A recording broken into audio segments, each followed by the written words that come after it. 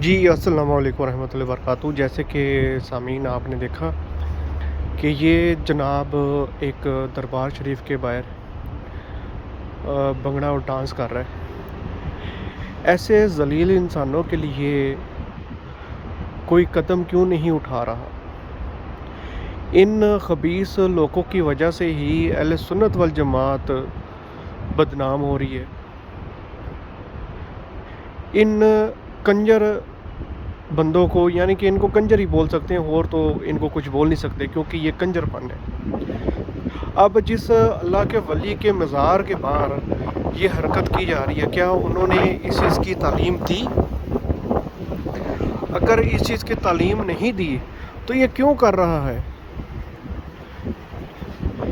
اس بھنگڑے اور ڈانس کا کیا مطلب ہے؟ خدا را ایسے بندوں کا بائیکاٹ کریں۔ اگر ایسا کوئی بندہ آپ کو ملتا بھی ہے تو اس کو 4 تھپڑ مار کر اس کو بتائیں کہ تم یہ کیا حرکت کر رہے ہو، کہ اللہ کے ولی کے مزار کے باہر یہ حرکت کرنا یہ کہاں سے ثابت ہے؟ یہاں تو یہ ہونا چاہیے تھا کہ ان کی تعلیمات پر عمل کر کر ان کے مزار پر جا کر سورہ فاتحہ شریف، سورہ اخلاص شریف 3 دفعہ پڑھ کر ان کو ایصال ثواب کیا جاتا، اور ان کے وسیلے سے اللہ سے دعا مانگی جاتی ہے کہ یا اللہ پاک ہماری یہ دعا ہے یہ قبول فرمائیں اپنے اس ولی کے صدقے۔ پر اس جناب کی میں نے پوری آئی ڈی دیکھی، پروفائل دیکھی، اس کے اندر ساری کی ساری یہی ویڈیو ہیں، اور باقاعدہ ڈھول بجا کر کیا جا رہا ہے، جو کہ حرام اور گناہ کام ہے، بالکل حرام۔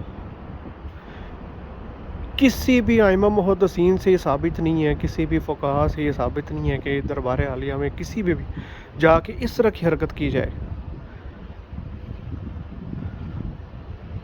ان لوگوں کو یہی وجہ سے ہم لوگ بدنام ہو رہے ہیں۔ یہ خود تو گمراہ ہوئے ہیں چند پیسوں کی خاطر، یہ پیسے کی خاطر کر رہا ہے نا، اور اس کو کیا ہے؟